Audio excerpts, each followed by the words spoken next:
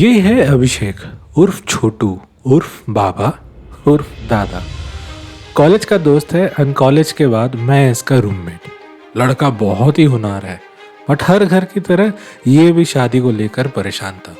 फिर एक दिन मुझे फ़ोन आया कि भाई शादी करने वाला है एंड चाहे कुछ भी हो जाए हमें अटेंड करना ही होगा। और ये है हम। एक नया डेस्टिनेशन का नाम सुनते ही मैडम और हम लग पड़े खाने और घूमने की जगह तलाश करने। एक दिन अभिषेक को वापस कॉल किया गया, खाने का एक लंबा लिस्ट बनाया गया एंड उसे फिर दोस्तों में शेयर किया गया FAQ के जैसे। माधवपुर का देहाती रसगुल्ला। अच्छा ठीक है। तो क्योंकि हमारा ये ट्रिप मेनली अभिषेक का शादी अटेंड करने के लिए बन रहा था, तो हमने सोचा कि कुछ चीज़ें और इस ट्रिप में कंबाइन कर लेते हैं। फॉर्चुनेटली उस टाइम माघ मेला भी चल रहा था प्रयागराज में, तो हमने सोचा कि शादी भी अटेंड करेंगे, माघ मेला का भी एक्सपीरियंस लेंगे और साथ में वहाँ का जो लोकल फूड है और कुछ हिस्टोरिकल प्लेसेस है उनको भी विजिट कर लेंगे।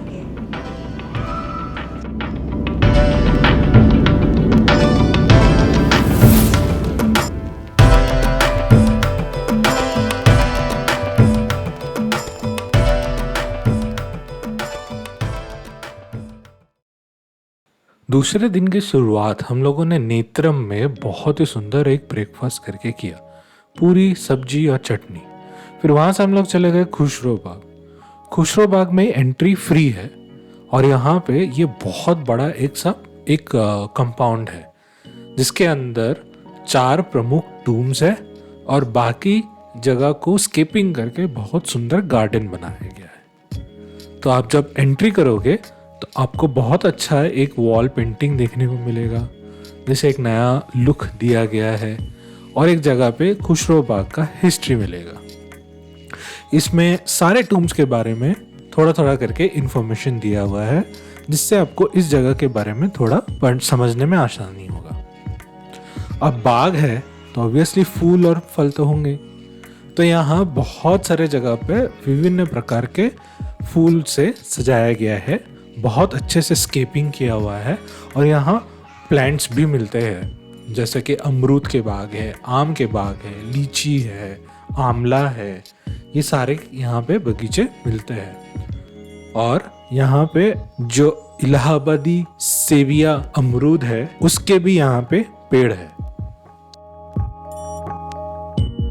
यहाँ पे एक साफ सुथरा पब्लिक टॉयलेट भी है जिसको आप लोग एक्सेस कर सकते हो। इस पूरे कंपाउंड में घूमने के लिए आपको बहुत अच्छे तरीके से पेमेंट बनाया हुआ मिलेगा। आप यहाँ पे आराम से चल सकते हो और इसी से हम लोग चलते चलते बहुत सारे बगीचा देखा, फाउंटेन्स देखा जो कि स्केपिंग किया हुआ था एंड फिर हम लोग फाइनली पहुँच गए थे टूम्स के सामने।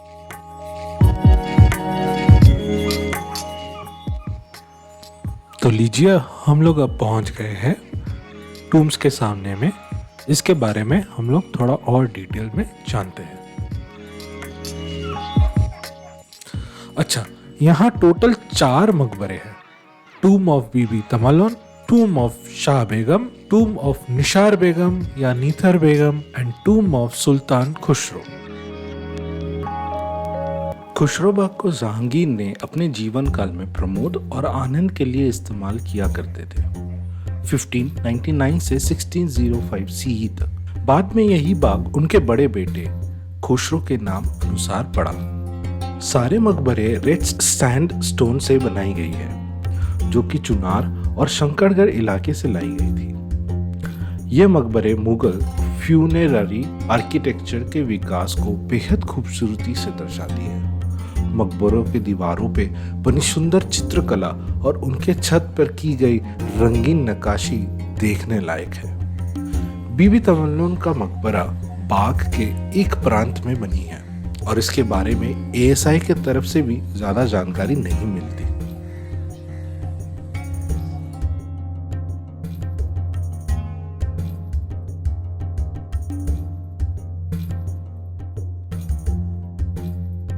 शाह बेगम का मकबरा बाग के बीचों बीच में बनी है और ये एक 3 मंजिला संरचना है। सबसे ऊपरी मंजिल पर बनी सेनेटोफ कृत्रिम है और उनकी असली कब्र जमीन के नीचे बनाई गई है। कृत्रिम सेनेटोफ व्हाइट मार्बल पे बनी है और उसको एक छतरी से ढकी गई है। टूम के अंदर आने जाने के 2 द्वार बने हैं। उनके बगल में बनी है उनकी बेटी निसार बेगम की समाधि, पर ये उनका फाइनल रेस्टिंग प्लेस नहीं है।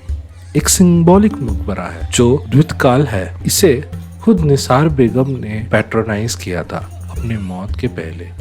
मकबरे के ऊपर एक गुम्बद है, चारों तरफ 4 छतरी बनी है और मकबरे के अंदर जाने के 4 द्वार बने हैं।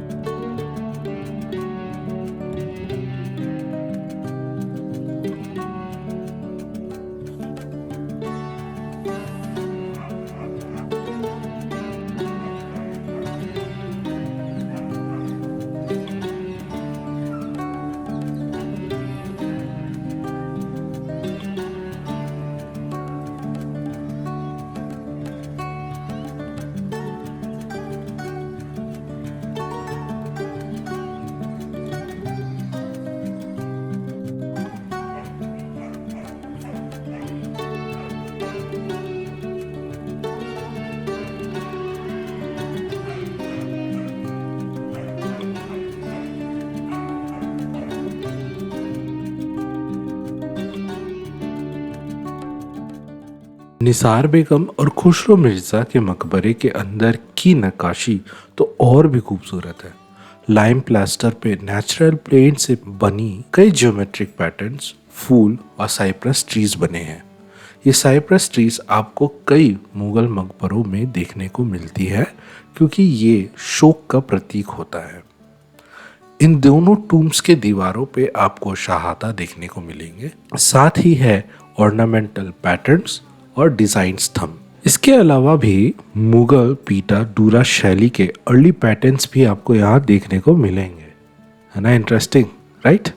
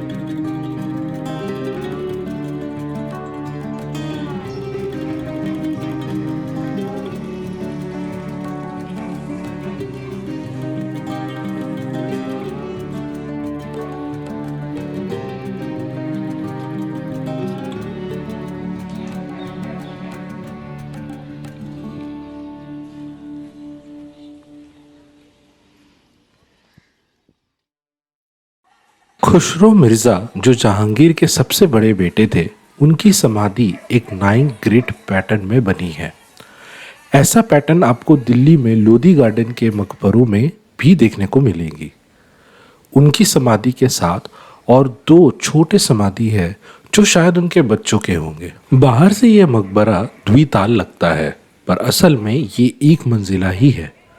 उनके समाधि को उनके बहन निसार बेगम ने ही कमीशन किया था। उनके समाधि के बाहर उनके घोड़े का भी छोटा सा समाधि बनाया गया है। आर्किटेक्चर वाइज जब एक स्क्वायर शेप के ऊपर गुम्बद बनाई जाती है, तब इस ट्रांजिशन को स्मूथली एग्जीक्यूट करने के लिए स्क्वायर के कॉर्नर्स पे स्क्वेंच और वॉल्स बनाए जाते हैं। इससे किसी भी पॉलीगोनल बेस के ऊपर ग्रेजुअली डोम को बनाना आसान हो जाता था उस जमाने में। इन स्क्वेंचेस पे रंग बिरंगा नक्काशी की गई है और वॉल्स पे नेटिंग करके उसमें रंग भर के डिजाइन बनाए गए हैं। इन पे बने छोटे छोटे स्टार शेप्स एक स्टार बर्स्ट पैटर्न को दर्शाते हैं। खुसरो के समाधि के सीलिंग पे भी यही पैटर्न है, पर it's not as tense as on his sister's tomb. खिड़की और झरोकों पे जाली या लैटिस वर्क दिन के समय अंदर से काफी सुंदर लगता है। इतना बारीक काम इन्हें छोटे टिमटिमाते तारों जैसे होने का आभास दिलाते हैं। खुसरो बाग घूम लेने के बाद हम लोग अपने होम स्टे संगम विला चले गए, जो कि गंगा नदी के इस पार है। और गंगा का तट इस समय एक अलग ही शहर बन चुका था। हम लोगों ने कुछ देर रेस्ट किया, फिर शाम को हम लोग चले गए प्रयागराज के प्रसिद्ध पंडित जी की चाट की दुकान पे। यहाँ पे पैसे देकर टोकन लेकर हम लोग खाने चले गए एक बहुत ही फेमस एंड यूनिक डिश जो कि यहाँ मिलता है।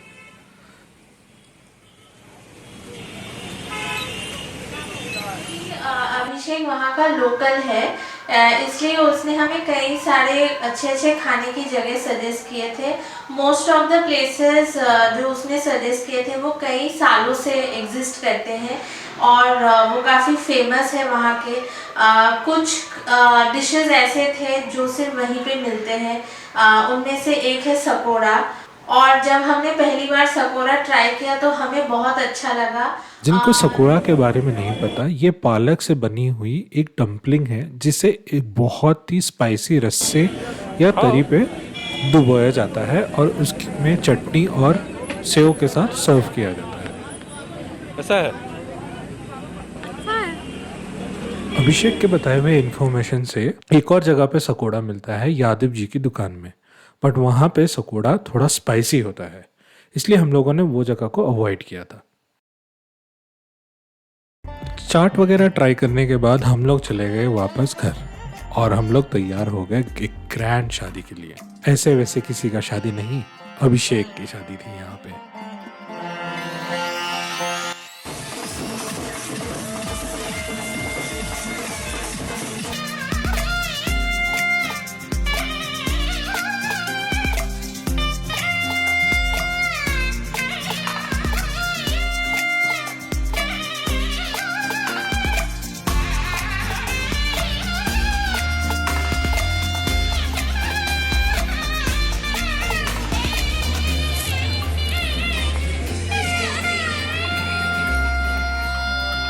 Wish you a very happy married life, Abhishek and Ayushi.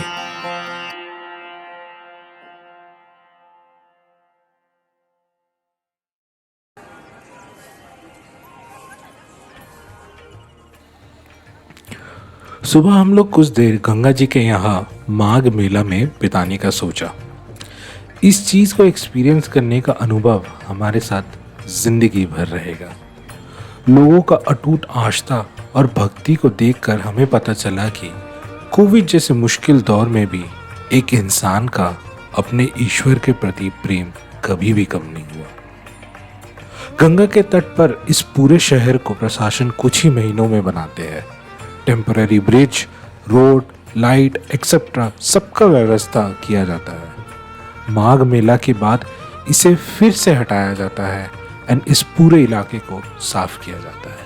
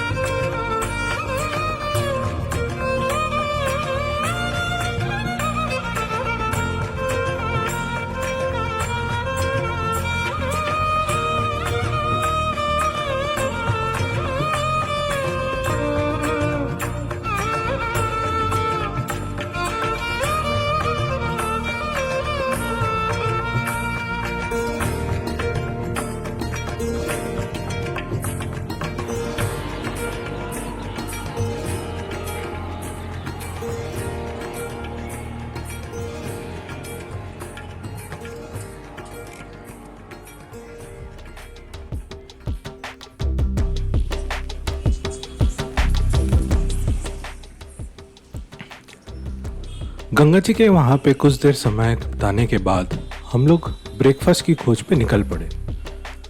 तो ब्रेकफास्ट के लिए हम लोगों ने प्लान किया कि हम लोग चलेंगे चंद्रलोक। चंद्रलोक पे कचौड़ी सब्जी ये खाने के लिए। फिर वहाँ से एक और डेस्टिनेशन जाने वाले थे और बीच में हम लोग को दिख गया ये फेमस इलाहाबादी सेबिया गुआवा। तो ये दिखने में थोड़ा बहुत सेब जैसा है। थोड़ा सा गुलाबी रंग इस अमरूद में चढ़ा हुआ रहता है बाहर से, तो इसलिए इसका नाम ऐसा है। ये भी प्रयागराज का एक बहुत ही यूनिक आइटम है। हम जब खुसरो बाग गए थे, हमें वहाँ पे जो अमरूद का मतलब फार्मिंग होता है, वहाँ पे हमें बहुत सारे डिफरेंट वैरायटीज़ के अमरूद के पेड़ देखने को मिले थे और सारे पेड़ में उनके नाम ही लगे हुए थे ताकि जानकारी मिलने में आसानी हो। तो हमने वो सब देखे और उसके बाद जब हम चौक एरिया में गए थे, वहाँ से फिर हमने अमरूद खरीदे भी घर लाने के लिए।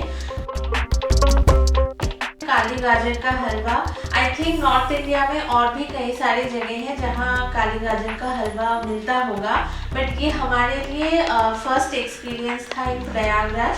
तो हमने वहाँ पे गाजर का हलवा ट्राई भी किया और फिर हमने काली गाजर भी खरीदे घर वापस लाने के लिए और फिर हमने उसको वापस घर में भी बनाया और काफ़ी दिन तक खाए भी, क्योंकि हम अभी जो बेंगलोर में रहते हैं यहाँ पे ये सारी चीज़ें तो उपलब्ध नहीं है, इसलिए हमें ये काफ़ी एग्जॉटिक लगे और हमने बिल्कुल भी ये मौका नहीं गंवाया कि इनको वहाँ जाके खुद से ट्राई करें और कुछ घर वापस भी लेके आए।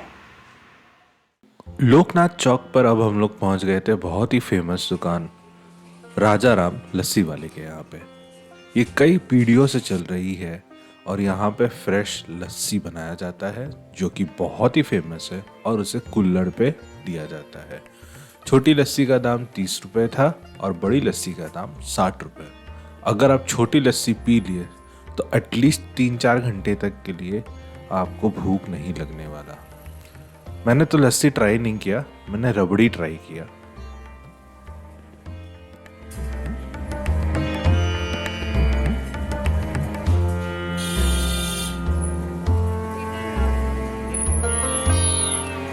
लस्सी कैसी बनी है ये आप स्वर्णाली के चेहरे पे एक्सप्रेशन को देख के ही समझ जाओगे। वैसे लस्सी बनी थी बहुत ही अच्छी। लस्सी के ऊपर दही का एक परत दिया गया था और उसमें केसर का थोड़ा सा पानी दिया गया था as a flavouring agent.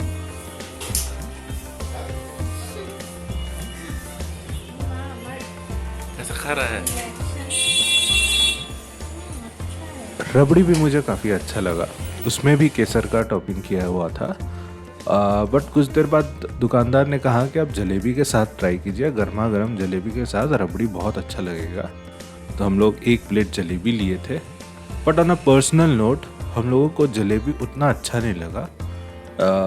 As a simple रबड़ी बहुत अच्छा बना हुआ था एंड लस्सी भी बहुत अच्छा था।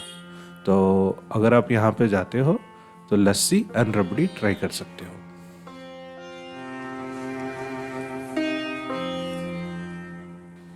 राजा राम लस्सी वाले के वहाँ पे लस्सी पीने के बाद हम लोग चले गए हरी राम एंड सन्स। एकदम सामने ही दुकान है और यहाँ पे बहुत कुछ फेमस है।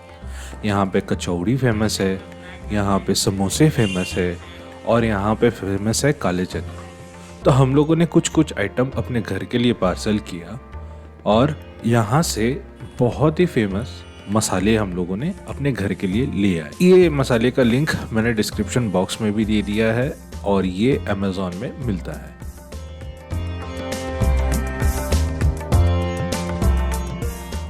लोकनाथ चौक में ये दोनों दुकान घूमने के बाद अब हम लोग आ चुके थे निराला मिष्ठान भंडार में। हम लोगों ने यहाँ पे ट्राई किया कच्चे हल्दी का लड्डू। वैसे तो यहाँ पे बहुत सारे मिठाई भी मिलते हैं। फिर हम लोगों ने यहाँ पे देखा मक्खन के अंडे। ये हम लोग के लिए फर्स्ट टाइम एक्सपीरियंस था। ये कुछ इस तरह से दिखता है। इस दुकान में आने का हम लोग का मेन पर्पस था काली गाजर का हलवा को ट्राई करने का और ये सिर्फ सर्दियों के मौसम में ही मिलता है। हम लोग को इतना अच्छा लगा कि हम लोगों ने थोड़ा अपने घर के लिए भी पार्सल करवा लिया।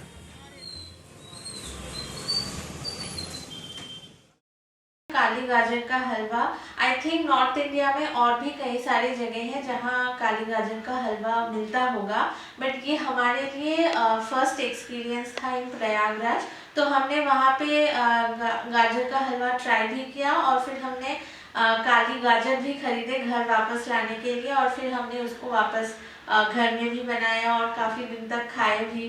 क्योंकि हम अभी जो बेंगलोर में रहते हैं यहाँ पे ये सारी चीज़ें तो उपलब्ध नहीं है, इसलिए हमें ये काफ़ी एग्जॉटिक लगे और हमने बिल्कुल भी ये मौका नहीं गंवाया कि इनको वहाँ जाके खुद से ट्राई करें और कुछ घर वापस भी लेके आए।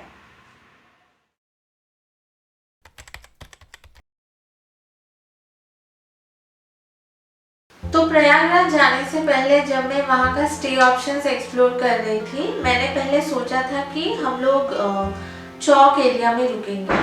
तो उसके हिसाब से हमने एक होटल शॉर्टलिस्ट भी कर लिया था और मैंने बुक भी कर लिया। बट फिर उसके बाद अभिषेक का कॉल आया और उसने ये सजेस्ट किया कि संगम विला करके एक होम स्टे है जो कि उसके घर से भी पास है और जहाँ पे शादी होने वाली थी, तो वहाँ जाने के लिए हमें भी कन्वीनियंट पड़ता। तो हमने संगम विला को थोड़ा एक्सप्लोर किया ऑनलाइन, और दोनों जो प्रॉपर्टीज़ मैंने शॉर्टलिस्ट किए थे, संगम विला और दूसरा जो चौक का प्रॉपर्टी था, नाम अभी मुझे याद नहीं है, प्रॉबेबली हम लोग यहीं कहीं पे उसका नाम ऐड कर देंगे। तो दोनों प्रॉपर्टीज़ का कुछ प्रोज एंड कॉन्स मैं आपको बता देती हूँ।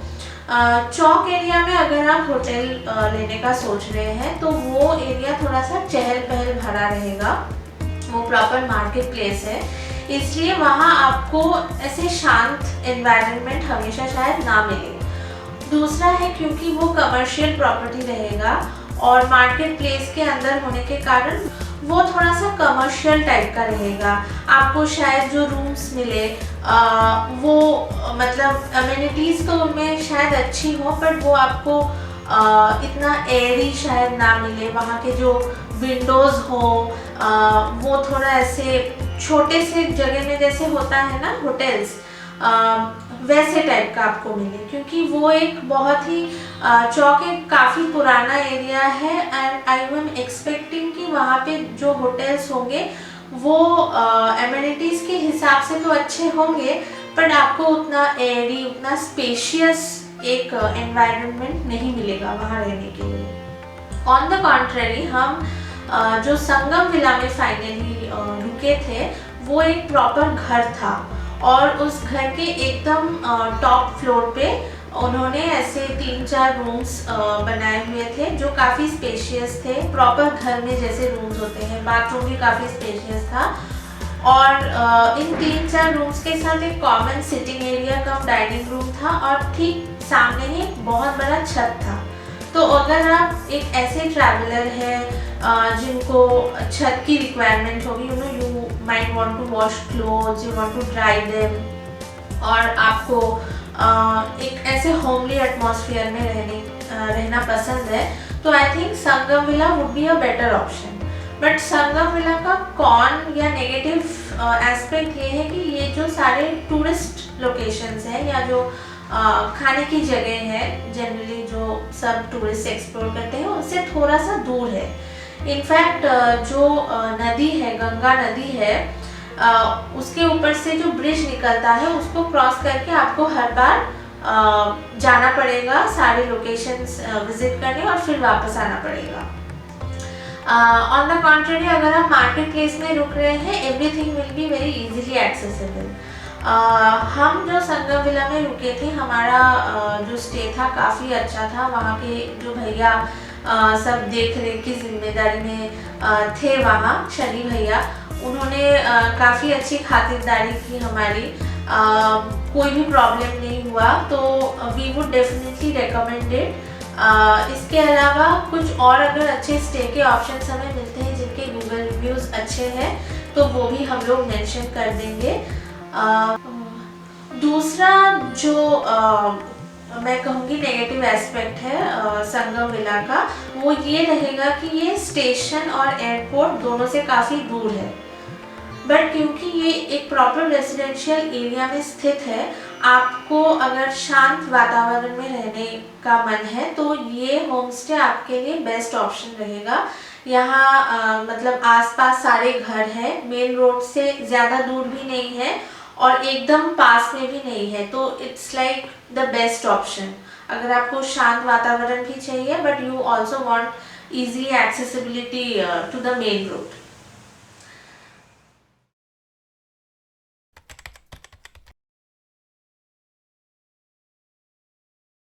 हमने प्रयागराज में जो 2-3 दिन बिताए थे, हमने जितने भी बार अपने होम स्टे से कहीं खाने के लिए गए थे या कहीं शॉपिंग करने गए थे या खुसरो बाग विजिट करने गए थे, ये सारे ट्रिप्स हमने वहाँ का लोकल ट्रांसपोर्ट में अवेल किया था। तो वहाँ शेयर ऑटो का काफ़ी ज़्यादा यूज़ है। यहाँ के जितने मतलब लोकलाइट्स मेनली इस शेयर ऑटो का ही इस्तेमाल करते हैं एक पॉइंट से दूसरे पॉइंट जाने के लिए। And we would also recommend that कि अगर आपको ऐसे पैर की कोई इशू नहीं है या आप इस लोकल वाइब को एक्सपीरियंस करना चाहते हैं, तो हम कहेंगे the most cheap and affordable option to commute around Prayagraj is autos. इसके अलावा आप एक प्राइवेट ऑटो भी हायर कर सकते हैं फॉर अ फुल डे और वो आपको जो मेन लोकेशंस है वो आपको डेफिनेटली घुमा देंगे। बट हमारे लिए तो ये ऑप्शन बेस्ट था। इसके अलावा हम जिस दिन एयरपोर्ट से प्रयागराज आ रहे थे और वापस जिस दिन लौट रहे थे, उन दोनों दिन हमने उबर किया था।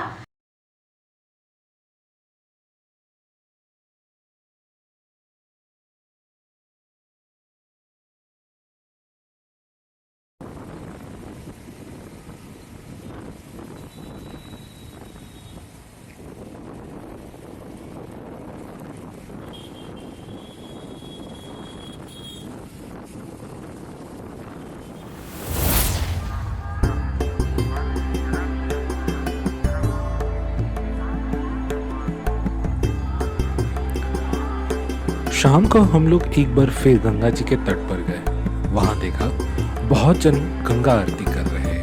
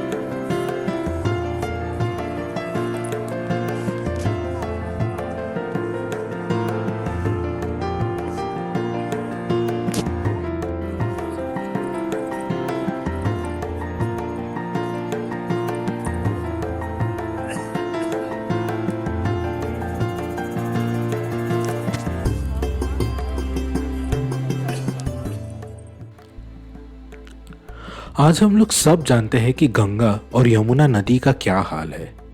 इसी मुद्दे को नजर रखते हुए यहाँ के प्रशासन ने कुछ सदस्यों को रखा था जिनका काम था दर्शनार्थी के द्वारा अर्पित किया हुआ पूजा का सामान नदी से निकालकर नदी को साफ रखना। ये लोग बहुत मेहनत कर रहे थे और नाव से भी गश्त लगाते हुए यही देख रहे थे कि ताकि किसी भी तरीके से नदी और दूषित ना हो। आशा करता हूं हम सब इस मुद्दे की गंभीरता को समझें और हम लोग भी प्रशासन के साथ सहयोग करें।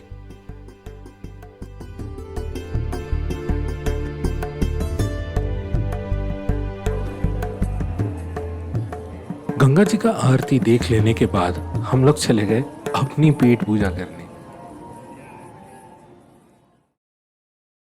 देहाती रसगुल्ला, ये नाम काफ़ी इंटरेस्टिंग है बट इसको देहाती रसगुल्ला इसलिए कहा जाता है क्योंकि ये मतलब डीप फ्राइड होता है और बेसिकली इसको गुलाब जामुन ही कहते हैं हम लोग, बट क्योंकि ये रस में डूबा रहता है और इसका रंग जो है एकदम बर्न्ट ब्राउन होता है, इसको यहाँ के लोग देहाती रसगुल्ला कहते हैं। तो हमने जब देहाती रसगुल्ला वहाँ जाके ट्राई किया, हमें इतना अच्छा लगा, वो टेस्ट इतना सॉफ्ट था, इतना मतलब रस्सेदार था जिसे कहते हैं। तो हम मतलब अक्सर अभी भी बात करते हैं कि अगर मौका बने तो हम बस देहाती रसगुल्ला खाने के लिए वापस प्रयागराज जाएंगे। यहाँ से फिर हम लोग चले गए हीरा हलवाई के दुकान में समोसा ट्राई करने के लिए। समोसा खाने के बाद हम लोग का प्लान कुछ इस तरह था कि हम लोग ईटॉन में जाके बिरयानी ट्राई करेंगे, बट अनफॉर्चुनेटली वो दुकान बंद हो चुका था। तो हम लोग अभिषेक के घर वापस गए, उनके साथ डिनर किया और इस तरह से हम लोगों ने अपना दिन का अंत किया।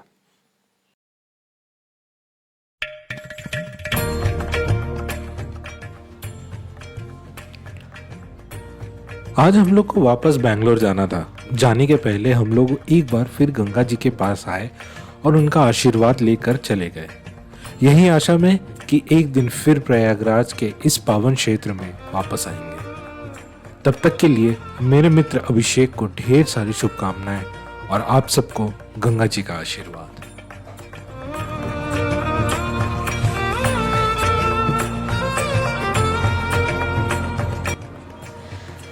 तो हमारा ये ट्रिप बस 3 दिन का था।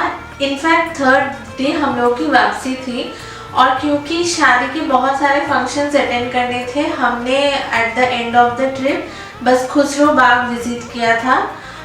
जो वहाँ के दूसरे प्लेसेस हैं वो अनफॉर्चुनेटली बंद थे, इसलिए इस बार हम उन्हें विजिट नहीं कर पाए। आशा रखते हैं कि जब हम लोग नेक्स्ट बार एक फुल फ्लेजेड ट्रिप बनाएंगे यूपी साइड के लिए तो हम ये सारे प्लेसेस कवर करेंगे। बट क्योंकि अभिषेक वहाँ का लोकल था तो उसने हमें कई सारे खाने के जगह सजेस्ट किए जो काफ़ी पुराने थे और वहाँ का खाना बहुत अच्छा भी था, हमें बहुत अच्छा भी लगा।